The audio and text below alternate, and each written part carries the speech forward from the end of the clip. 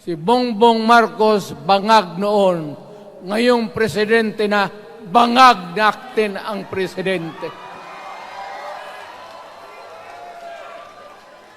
Kayong mga military, alam ninyo yan.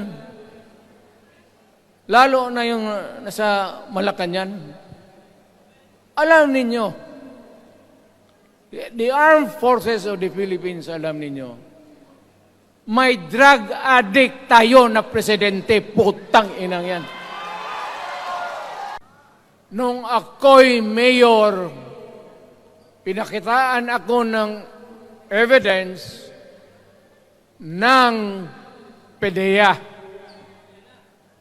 Doon sa listahan, nandoon yung pangalan mo. Ayaw kong sabihin yan kasi magkaibigan tayo. Kung hindi magkaibigan, magkakilala. Ikaw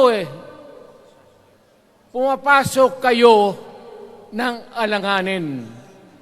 Mr. President, baka susunod ka sa dinaanan ng tatay mo.